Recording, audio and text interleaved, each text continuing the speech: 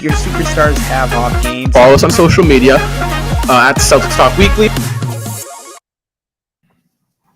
What's going on, everybody? Welcome into Celtics Postgame Live. I'm your host, Justin Lowe, alongside with me, my co-host, Rob Atain, Seamus Arlingo, a.k.a. Celtics Every Day, and Ian Angelo.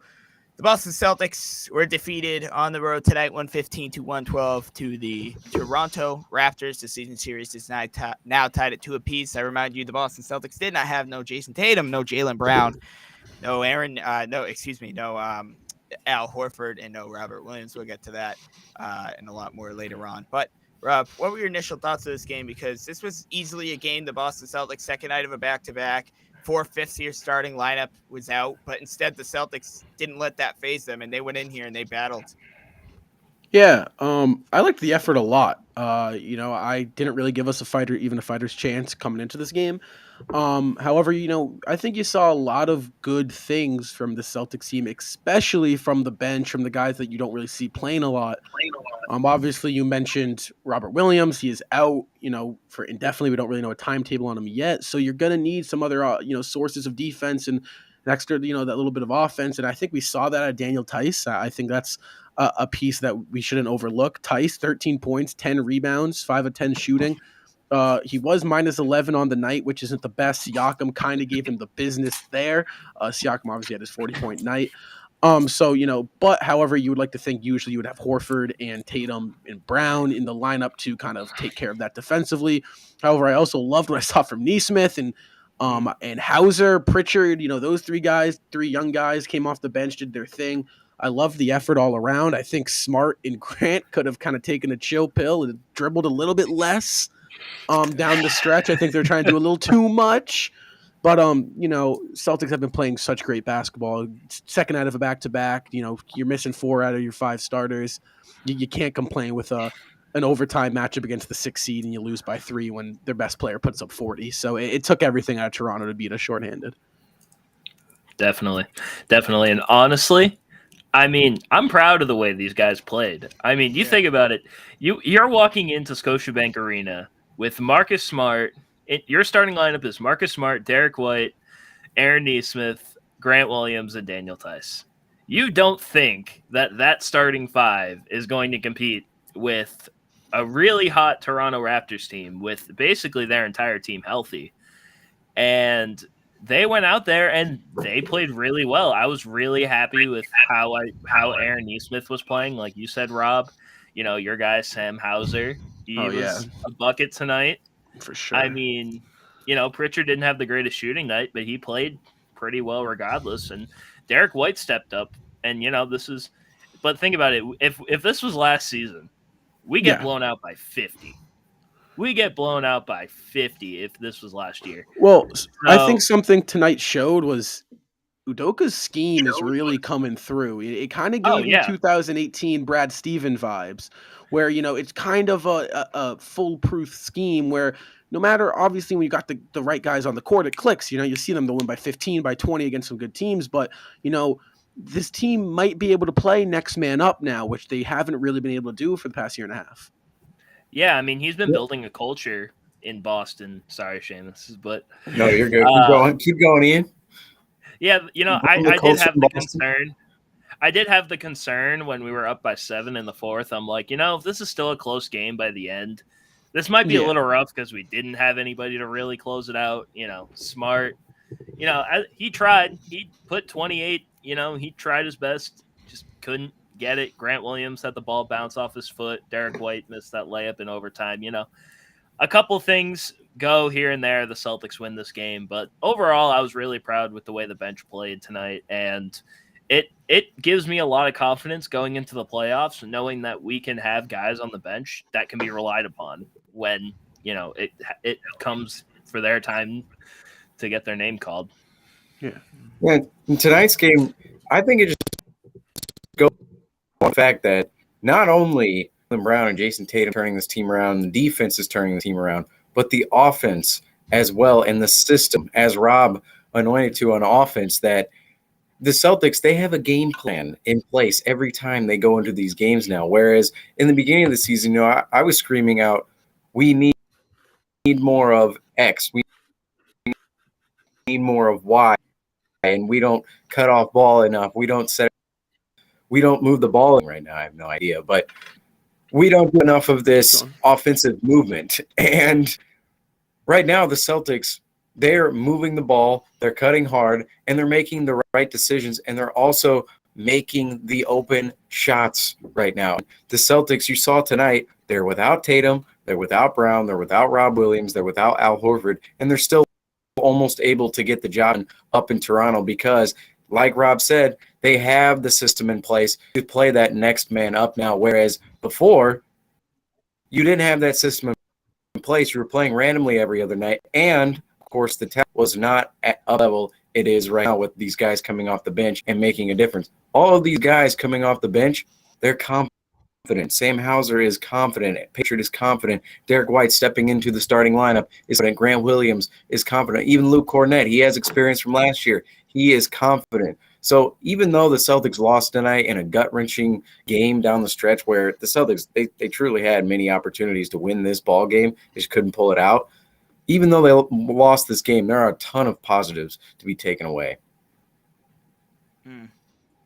I just, I had this feeling. I said to Rob before the game, like, I have this feeling that we're not going to get blown out, and I'm glad because this team has heart.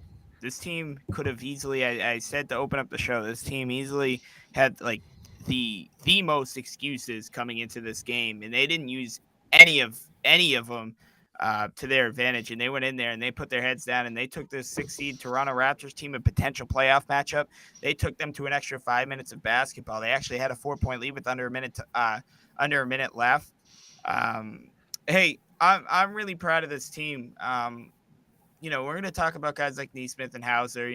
My guy Nesmith, Rob's guy Hauser stepped up big tonight. Big reasons as to why the Celtics were even in this game, but a big reason why the Celtics nearly won this game was Marcus Smart tonight, guys. 28 points, 10 rebounds, 4 assists. He is your player spotlight tonight. He does get his 9th player spotlight of the season. As we take a look at the leaderboard, he pulls within 3 of Jaylen Brown. Guys, what would you like for Marcus Smart tonight? I know Hauser and Nesmith, guys, we don't see perform well. Even Luke Cornett played well, but Marcus Smart doing Marcus Smart things, Rob. Yeah, so something that I loved from Marcus wasn't really on a box score type of thing, which is usually what you get out of Marcus. Yeah. When you don't have Brown and Tatum in the lineup, you're missing your two guys where, those are your two guys who everyone else follows by example. They follow the lead of them, right? When Brown and Tatum, especially over the past 40 games, when, they've been getting in the defender's face and running the break and driving to the hoop, getting and ones, that sets a tone for the game. And, when your 2 star players are out, you miss that. So, I think Smart did a great job at keeping the energy and the pace of this game high, which is the Celtics really succeed when the pace is faster and the energy is high. And I think they did a good job. I think Marcus was a little careless with the ball. We kind of expected a little Marcus Smart throwback 2016 playoff run, type of performance where, no one else is taking the shot. So Marcus is going to step up and try to make some tough ones. There were some questionable shots, but I think all around, you're missing 4 starters. I think Smart kind of stepped up into that lead scoring role when he doesn't have to do much very often. I think he did his thing tonight for sure. I think he was the key factor as to why the Celtics were kind of, hanging around and kind of played with Toronto for a little bit, played on the, same tempo and level as them. Yeah, definitely. I mean, like you said, it was Marcus Smart was going to take, throwback Marcus Smart shots sometimes. Yeah. I remember there was that one step back 3 that he tried, and I'm like, I don't know where he was thinking about that one, but I mean, overall, Marcus Smart played great. He was the obvious leader on the court. I mean, he was directing everyone where to go. And honestly, it looked like everyone felt confident when Marcus Smart was on the floor. Everyone else around him just felt confident. And, all they knew was whenever they get the ball was to make the right play. And Marcus Smart he played amazing defense tonight as much as he could. He kind of put Fred VanVleet in a box for a long time in this game. VanVleet didn't even really show up until the 4th quarter. And, he played overall a great game. We're not expecting Marcus Smart to be the number 1 scorer every single night, but he stepped up in a big way to lead the Celtics to an almost win with a depleted roster. Yeah, and you knew coming into tonight, Marcus Smart, you saw the starting lineup. Aaron Nesmith, Derek White is inserted, Grant Williams, and Daniel Tice. You knew with that starting lineup, with all the guys out, Al Horford, Robert Williams, Jason Tatum, and Jaylen Brown, that Marcus Smart was going to get his shots up tonight. And he did. He took 25 shots on the night and only made 10. And it goes along with the argument of Marcus Smart at a higher volume is not that efficient. And tonight, specifically down the stretch, you saw that where, yes, he had a couple of good plays throughout the night and had a couple of scoring possessions where you just looked at it and went, wow, is he one of the top scorers in the league? But you look at those possessions down the stretch, there were a couple of ill-advised shots, particularly from three down the stretch, where took it early in the shot clock. It was contested, step back. You want to eliminate those shots from your arsenal typically, but Marcus Smart loves those heat check shots per se. And then also down the stretch, I believe Rob mentioned it earlier, where Grant and Marcus, there was a little bit too much dribbling from those two players. And Marcus, you could tell he was trying to make a little bit too much happen with his dribbles. And that's just the flaws of Marcus Smart. Luckily, though, the Celtics don't have to deal with that Marcus Smart or have to play that way with Marcus Smart on a nightly basis when there's Jaylen Brown and Jason Tatum in the lineup. So moving forward, Smart, he's going to slot back into his original role with the rotation. Tonight was an outlier, and despite some of the good play we did see tonight, you definitely saw the flaws of Marcus Smart. High volume, I should say. How big is this, Rob? How big is this, man? For Nesmith and Hauser, and even throw in Luke Cornett, who now with Robert Williams, you never know. We might have no choice but to see moments, spurts of Luke Cornett. How big is it for these guys to have this type of game, especially rolling into the playoffs? I think it's pretty big. It's a confidence booster. Any time in the season, you're going to want your guys confident in their abilities. And when they step out on that court, you want them to believe that they belong there and that they, have a role in the offense and defensively. Luckily, however, you see only usually an 8-man rotation come playoff time. You don't really see 9-10-man rotations. So, you're looking back at that Brad Stevens trade about the deadline. We swapped Dennis Schroeder out for, Daniel Tice, and now you don't have Enes Kanter running that backup big who, really could have been a weighing down the Celtics come playoff time. Right. So I think that's the biggest thing. I think you look at the Robert Williams injury and you look at what the Celtics need to do in order to potentially maybe make up for his absence, which is really tough to do. But I'm looking at guys like Derek White, like Aaron Nesmith and Grant Williams. Those three guys right there, defensively, they have to come with a different type of energy. Their switches has to be faster. Their, knack for the ball has to be just a little bit better because, Rob brings so much to the table that isn't a box, a box stat type Right. of, stat sheet. Role. Stat sheet. Not Yeah. everything is on the stat sheet. Exactly. He's Right. a guy that, it's a trust thing. When you're on guard and ball, Robert Williams is going to be backside help to swat that that ball into the fifth row. So I think that's what and I think you'll see it through these last 7 games, I believe. Yeah, we got 7 games left. You'll see a lot of Tice and Nesmith and Pritchard because, those are 3 guys that, they're 8-10. They're not right now. They're instead of 10-9, they're, they slide into the playoff rotation now. And I like what I saw from Nesmith. I actually loved what I saw from Nesmith tonight. Looked like a very confident in his shot, defensively making hustle plays like what Nesmith always does. It's just going to take a little bit more out of everyone now with Rob out. It's not saying that, we're out by any means, but it's just going to be a little bit harder than we thought it was going to be. Right. Yeah, definitely. And Justin and Seamus, I know you guys are waiting for me to say this. I like Daniel Tice. Yeah. I love Daniel Tice now. He played in that fourth quarter. Daniel Tice kind of took over for a little bit. I mean, he had that poster on Siakam, and then he hit that mid-range shot. I mean, Daniel Tice played a hell of a game. And honestly, I feel a lot better knowing that we have Daniel Tice as our backup center than I did when we had Enes Freedom. Right. And I mean, who knows? The starting lineup, Chris Mannix made a good point on the starting lineup. Al Horford played a lot of center in OKC last season. And I know he's been playing And a in lot Boston. of the forward this year. Back- and in back- Boston. yeah, back it's in just 20, yeah. his first run around, he was, our number one center. I mean, we're not going to have the shot blocking ability that Robert Williams brings, obviously, but, slide Grant in the starting lineup where Grant Williams performs pretty well with the starters, and have Al Horford at the 5. It's a little smaller than, what you would like sometimes. You can stretch the floor out really well.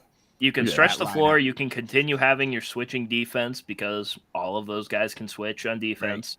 Right. We have Daniel Tice, we have Pritchard, we have White, those guys off the bench. And if Aaron Nesmith can play like he played tonight, I mean, not having Robert Williams is huge, but, maybe we won't suffer as bad as we think without him. Yeah, so real quick, I think the biggest impact of Robert Williams is how he makes everyone's life a little bit easier, right? Like I mentioned the baseline help, right? When you're on ball defending, knowing you got your backside help is a huge part of basketball, and it's built a confidence on the defensive side of the ball.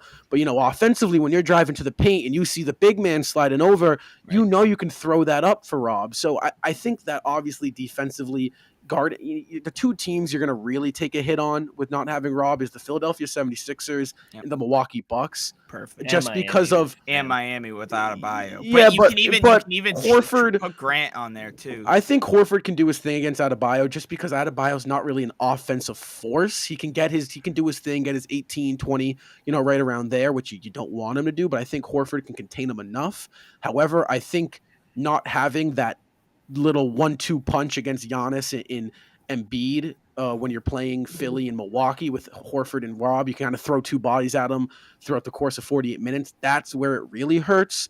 But I don't think you'll see the impacts of not having Robert Williams if we can land a first round matchup against, for say Cleveland or Toronto, just because of they're not a team where their star player is a mainly back to the basket or attack the rim type of guy. Siakam is, but Siakam's not on the level of Embiid and Giannis. You question if Cleveland is even going to, make the playoffs now. Are they even going to get out of the play-in? I just saw Evan Mobley tonight in the game against Orlando. He had to exit. He did not return a sprained ankle. So we'll see how far that takes Cleveland. I mean, that's tough. Not only potential Rookie of the Year candidate, but Cleveland, they're hanging on to every last body they can get. Colin Sexton's been down for a while. Jared Allen. Now Evan Mobley, that's tough. I know Rondo hasn't been able to produce minutes for them because he's been injured as well. So who knows? Maybe the Celtics aim for that. I mean, that'd be ideal, right? Is a Cleveland or a Toronto or even a banged up Chicago, probably not a healthy Chicago, but banged up Chicago. You go in there, say the Celtics sweep or 4 to 5 game series, then you get some extra rest. Yeah, maybe buys you time if Rob does end up returning. Well, my biggest thing right now, guys, is I think you got to play like a little bit of a strategy game here with the seeding. I do think that you cannot afford any injuries of any sort from here on out. So I think you gotta start resting guys. 7 games left. You're gonna have to understand. You're gonna have to pick some games, right? I'm gonna, if you look at the Celtics schedule, what are games where you can rest Tatum and Brown? A game against Miami, Chicago. A game against Miami, that's a game where I'm playing, everyone's healthy. That's a game you want to win. Confidence booster for the playoffs. Know you can beat the Heat. Indiana, Washington, you're sitting probably. So you let Smart sit that game and Tatum sit, and you have Brown go at one of them, and then you sit Brown, you let Tatum go at one of them. Chicago and Milwaukee, Milwaukee maybe. Same thing. You're 2 games left in the playoffs. You ought to think, we lose this game, we slide down to 3, and you're facing the Raptors. We're okay with that, right? Or you say, is it really worth a win with 2 games left in the year? Not really. Right now, my biggest thing, I need Jason Tatum and I need Jaylen Brown fully healthy now that Robert Williams is out of the lineup. For sure. I think even keeping Al Horford healthy is going to be very, very crucial. That is a very underrated person to stay healthy is Al Horford. You got to stay healthy. I think this Miami game, I think you go out there and you absolutely try to demolish them. You play everybody you can and you try to get out of that game healthy. I need to start. The thing is say the Celtics do get out to a big lead, they need to hold to hold this lead, and Udoka has to put their bench in earlier. Udoka, it was like a 20-point game, and Udoka with 4.5 minutes left still had the starters out there last night in Minnesota. We got to find a way to, get our bench in early. But coming up Wednesday at the Garden, home. Is that game on national TV? I wouldn't be surprised if it was a potential playoff matchup, a second round matchup. Who knows at this point? Who knows? But that game, I'm saying you play everybody. Yeah, on Wednesday, it's a game that I don't really know how any of these games are going to look moving forward for the Celtics. I would ideally hope that the squad is relatively healthy outside of, we all know Robert Williams is going to miss several weeks now. Outside of him, you'd hope this squad is relatively healthy and that they can get some play under their belt going into the playoffs and not have this stretch of games like tonight where no Jason Tatum, no Jaylen Brown, no Al Horford. And you presume that all of those guys are resting and they don't have actual injuries. And Al Horford, he missed for personal reasons, so I don't really know what's going on there. But all these guys, they're resting moving forward. And you have those games where, or you have a couple of those last, 6 games now, where the whole team plays and they continue to roll in the way they've been rolling, because you don't want to go into the playoffs, trying to pick up what you had a couple of weeks ago. You want to be in a groove at that point. You want to be in a rhythm. And that's what's so bad about this Robert Williams injury is it's going to mess up the Celtics groove to some extent. It is, because Robert Williams is such a big part of this team, as Rob mentioned, where he on the backside, if guys are getting past Jason Tatum or Jaylen Brown, Derek White, Marcus Smart on the perimeter at the top of the key, who are they meeting at the rim? They're meeting Al Horford or Robert Williams. And Robert Williams, he's one of the top shot blockers in the NBA. And not only is he a top shot blocker, he's a top rebounder as well this year. And his ability to grab offensive rebound, closing out defensive possessions, that is so huge for the Celtics. And missing him and his ability to play above the rim on both ends of the floor is going to impact the team greatly. That being said, mentioned it, Daniel Tice is now on the team. That's going to be a huge help for the Celtics moving forward. Imagine, like I believe Justin mentioned, imagine if we had Enes Freedom on the squad and him have to take up those minutes in the play. That would be an absolute disaster. Yeah, he is a starting caliber center. He can slot into that role now. He's not going to be as much of a force as Robert Williams and as much of a playable piece as Robert Williams, but he's certainly going to fill that void left by Robert Williams, because moving forward, the Celtics are going to need it. Definitely. Sure. I again, moral victory. I know we don't celebrate those in Boston, but tonight was the definition of a moral victory. I mean, I'm not sitting here and I'm not going to complain about this game. I'm not going to put too much stock into it, other than this team does have heart. This team does have effort. And as Rob said, even when the starters return back to the lineup, whenever that is, everybody has to step up. Everybody's going to have to step up. It's going to take a lot more. It's going to take a lot more than we might think. And people are going to have to work a little bit more harder than they might have thought. But I think this team is very well qualified of getting it done. Look, if this team back in 2018, when they lost Hayward, they lost Irving, if they could go out there and perform the way they did, nobody thought they could do it. Why can't we do it, Robert? I mean, we're forgetting we still have Tatum and Brown. We still have Al Horford and Marcus Smart. Like, the Celtics lose a big piece in Robert Williams. I get it, but I think this team can really make some noise, and we'll see. Well, it also depends. We got to look at what Robert Williams' timetable is. It's very possible he could be back second round, and it's very possible he could be shut down for the year. Right. Personally, I would love to get him on the court for the playoffs. I think this is a year that we've proven we can go out and do it at full strength. However, this is a guy we just signed for a 4-year deal, right around $53 million. You want him healthy. Especially for the foreseeable future, with your core kind of being under the age of 27, obviously, an exception of Marcus Smart, who just turned 28, and Al Horford, who's kind of on the later, last leg of his career. But you want Robert Williams healthy for the future, and whatever surgery he needs or whatever that takes, that's what you have to do. And if you're the Celtics players and if you're Udoka, it's next man up. I still think the Celtics roster, with what they have, I think this makes it, like I said, this deadline was huge for the Celtics. Huge, because guess what? If you were still with that last roster with Schroeder and Richardson, I love Richardson, steer away from him, really disrespect towards him, but Dennis Schroeder is not a sustainable playoff point guard in this league, and he's shown that.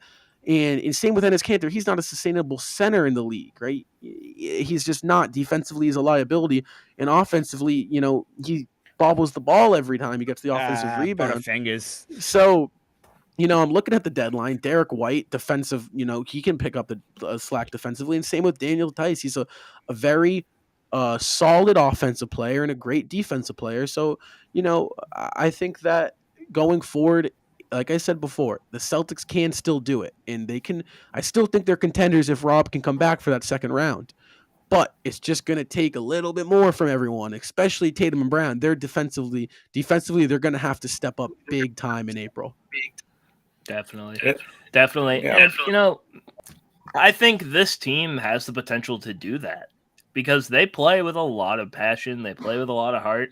They want to go out there and they want to win. So honestly, maybe they don't blow teams out by 30 or 20 anymore to end the year, but as long as they're playing with effort, they're showing that they're actually going to try on the defensive end, even without Robert Williams.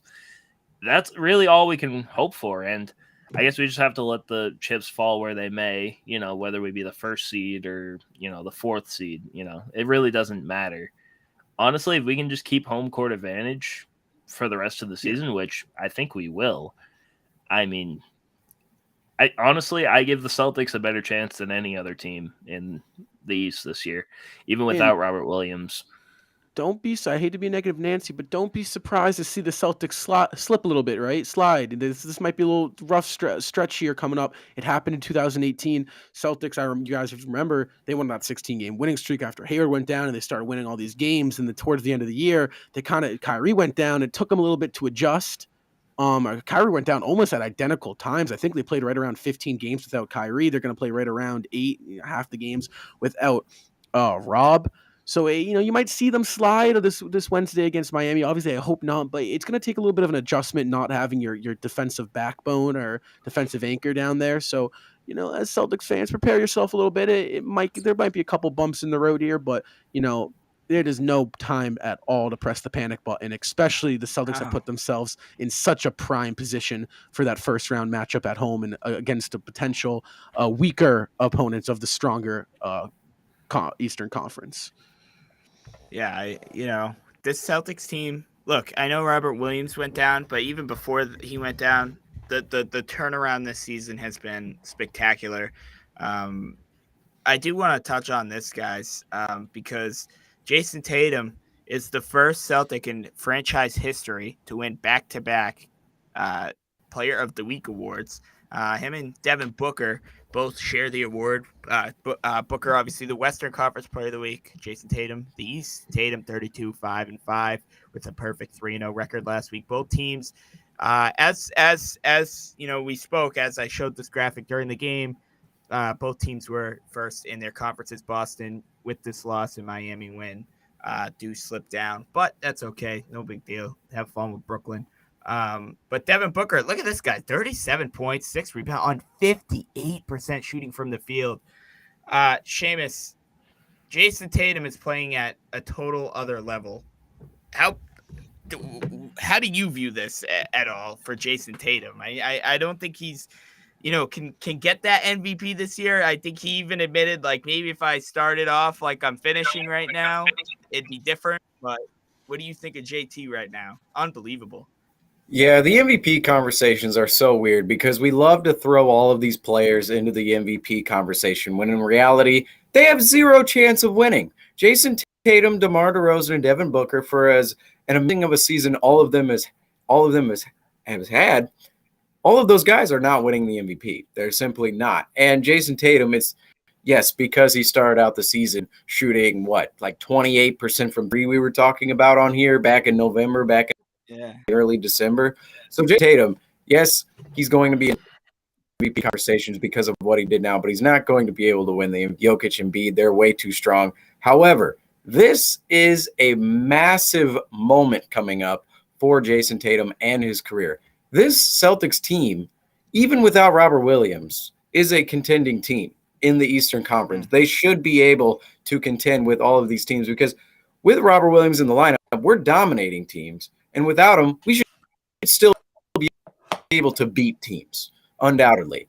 Jason Tatum, we saw him ascend from good high-level role player to star in 2020. And now this is where Jason Tatum in the playoffs ascends from a star to a superstar. We've seen this with so many other players it always happens during the NBA playoffs, during the big moments. And this team right here, the Celtics team, they have a chance to make some noise. And if Tatum at his highest level, they will be able to win ball games. They will be able to make a run. And moving forward, that's going to, I don't want to say make Jason Tatum's career, but this opportunity that he has in front of him in the playoffs, it's going to be a huge, huge resume builder if he follows through. Yeah, and when you look at the playoffs, it comes down to what team has the best player on the court at all times. And right now, Jason Tatum is playing at probably the highest level over anyone in the Eastern Conference. Any player, Jason Tatum is outplaying them. And I think that's really important that Seamus, you make a great point. This is the test for Jason Tatum, and Jaylen Brown. Let's not overlook that, as great as Tatum has been, Brown recently has been also unstoppable. He's been putting up, I believe, 3 30-point games alongside Tatum. I think they have 3 or 4 in the past 5-6 games. They've been unstoppable together. And, Scal said this in the broadcast last night against the T-Wolves that there's going to be some times in the playoffs where Tatum's on the bench and Brown's running the show. Jaylen Brown has also got to take that step from Brown's right now all-star. He's got to take that step to star, right? He's got to be that guy that when Jason Tatum needs to rely on Jaylen Brown, as, all due respect, Jason Tatum should let Jaylen Brown, he's got to rely on him sometimes. He's human, right? JB is going to do his thing. So I think Jaylen Brown needs to make sure he locks in. He's playmaking at all levels, just like Tatum has been. He's knocking down their shots. I think that both of them have been shooting very high clips. Tatum shooting 50, 40, 90 for the month.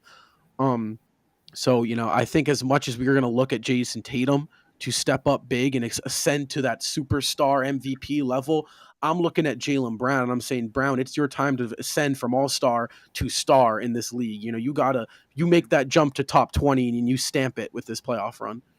Yeah, it's going to be really, really important to see what Jaylen Brown does in these playoffs. I can't remember the bubble too much. I don't remember if Brown I know Brown was good against the Raptors. I don't remember too much against the Heat series. Everyone struggled against Miami. Everyone struggled against Miami. Hayward was like just getting back in it. Yeah, it was like yeah. So and then last year he gets hurt right before the playoffs. Yeah, and he can't play. This is going to be important for Jaylen Brown's career as well. As much as we talk about Tatum, Jaylen Brown has been playing at a star level as of recently. Yep. If he can continue this going into the playoffs, maybe Tatum has an off night. Maybe Tatum shoots, 8 for 28 at one point. That's not acceptable. That's not acceptable. In the playoffs. But it could happen. Let's not bring up that scenario, please. It could happen. It could, but we need a guy. We need Jaylen Brown to step up. If Tatum's struggling, if Tatum's out, we need to rely on him to be able to play make the way that Tatum's been able to play make. Brown has improved in that area, but I don't know if it's still at the level where we need it to be. But if Jaylen Brown can ascend to a star level player in these playoffs, I mean, at that point, what do you say? I mean, we're tough to beat. You have 2 star players on the same team with one of the best defenses in the NBA, with your best defender maybe potentially coming back in the second round. So yeah, I think that when you look at the playoffs, it's a lot slower. It's a slower game. It's a grinded out 48-minute best of 7 series, right? Your best player against my best player. It really is just a different basketball game. And, when I look at Tatum and Brown, I have to make sure that we are staying away from that isolation basketball that they have put to rest these past 40 games. You look at, if you go back and watch the Nets footage with Tatum's getting his shots in 2 dribbles. It's a catch, a 1-2, and he's at his spot. And I think that's really important for this playoff series, because if he can get going, if he can get hot for a series, no one is, you call me crazy here, no one is as efficient and no one is hotter than when Jason Tatum is knocking down his shots. I mean, he is probably a top 3 scorer in the NBA, right behind probably Steph and KD. It's probably Jason Tatum 3. And if he can get going, it's going to be a long night for the NBA and whoever they're playing. Yeah, and Jason Tatum moving forward. And you mentioned Jaylen Brown, too, in that conversation with Jason Tatum moving into the playoffs. These two guys, their moment is right now, because natives are created in the playoffs. Whereas, much praise as we're giving the Celtics right now, and as much as we're projecting out into the future with the Celtics and how their future is so bright, if the Celtics fail to go out and make noise in the playoffs, there's going to be questions surrounding this duo. Undoubtedly, whether, it was the Robert Williams injury or something else that knocked us out, everybody is going to be looking at the stars. They're responsible for everything at the end of the day. What do we talk about with Milwaukee? We talk about Giannis, Middleton, Giroux. With Philadelphia, we talk about Harden and Embiid. These second guys, yes, they matter, but at the top, it's the stars' responsibility to put their teams on their back and carry them at the end of the day. So if the Celtics don't make noise in the playoffs this year, there's going to be questions surrounding Jason Tatum and Jaylen Brown, just like there was back in January when we thought that the Celtics were going absolutely nowhere. Good thing is, though, they have this opportunity to prove the doubters wrong, and hopefully they will do that this playoff run. I want to say one thing. I know, Justin, we're closing out soon, but is there another duo in the Eastern Conference that can be the best offensive player and the best defensive player at the same time? Because Jaylen Brown and Jason Tatum can be that. And I think that is what makes the Celtics so dangerous. And I think that, you have to respect what they've done. Tatum or Brown, 3 final conference finals appearances. Obviously, one of them was kind of him just riding the bench, played in a little role. 2018, obviously, we know what they did then. They stepped up as rookie and second year guys and took LeBron James to 7. And then the bubble 2020, Brown and Tatum again stepped up. No Gordon Hayward, a hobbled Kemba Walker, and they did their thing there. Obviously, fell short in a game 6 against the Miami Heat. So these two guys, besides the Bucks and probably KD and Kyrie, no one else has more experience than them by any means. You look at Harden. Harden's track record for the playoffs is awful. Joel Embiid, he's got a dusty track record. The Miami Heat, obviously, respect to Miami, they did their thing in the bubble, but they've been trending downwards recently. Things don't look amazing in Miami. Obviously, they got a good win tonight, but we're talking, against the Kings. We're talking duos. I'm looking at the Eastern Conference defensively, offensively. Who can do it both, and who can do it both at the highest level in the NBA? It's Jaylen Brown and Jason Tatum, and that's my statement. Chicago lost. The Knicks beat them.